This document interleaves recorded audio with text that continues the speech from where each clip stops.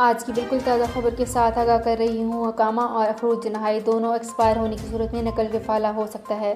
جی ہاں، سعودی عرب میں وزارت افرادی قوت و سماجی بہبود کی جانب سے گھریلو کارکن، جن میں فیملی ڈرائیور، چوکیدار، ملازمہ وغیرہ شامل ہیں، کے حقوق کا بھی اسی طرح سے تحفظ کیا جائے گا جس طرح تجارتی اداروں کے کارکنوں کے حقوق کا تحفظ کیا جاتا ہے۔ مملکت کے قانون کے مطابق اقامے کی تجدید میں تاخیر اور دیگر خلاف ورزیوں پر وہی قانون لاگو ہوتا ہے جو عام کمرشل کارکن کے لیے ہوگا۔ واضح رہے کہ امیگریشن قوانین کے مطابق فائنل ایگزٹ ویزا لگائے جانے کے بعد اقامہ ہولڈرز خواہ وہ ورک ویزے پر مقیم ہوں یا مرافق یعنی ڈیپینڈنٹ کے ویزے پر خروج نہائی ویزے جاری کیے جا سکتے ہیں۔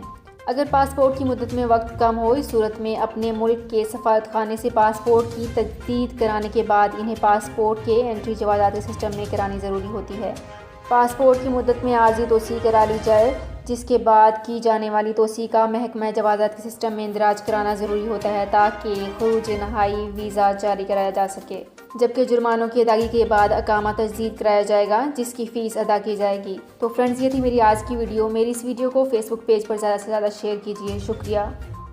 سعودی عرب میں مقیم غیر ملکیوں کے لیے بہت بڑی خوشخبری آ گئی ہے۔ اب کوئی بھی شخص جو اپنے ملک جانا چاہتا ہے اور اس کا اقامہ ایکسپائر ہو یا اقامہ ویلڈ ہو، شرکہ بند ہو، مسسہ بند ہو یا کفیل چھٹی نہ لگا رہا ہو یا کوئی بھی مسئلہ ہو، تو آپ ہمارے ساتھ رابطہ کریں۔ ہم انشاءاللہ آپ کو 3 دن کے اندر ایمبیسی کے ذریعے آپ کا خروج لگا کر آپ کو آپ کے ملک واپس بھیج دیں گے۔ کوئی بھی انڈین، پاکستانی، نیپالین، بنگلہ دیشی، سری لنکن یا کسی بھی ملک کا ہو، وہ آسانی سے بغیر کسی پریشانی کے اپنے ملک واپس جا سکتا ہے۔ جی ہاں، اسکرین پر آپ کے سامنے جو نمبر شو ہو رہا ہے، اس پر آپ کانٹیکٹ کریں۔ انشاءاللہ 3 دن کے اندر آپ کو آپ کے ملک واپس بھیج دیا جائے گا۔ مطلوب کیس والے رابطہ نہ کریں۔ شکریہ۔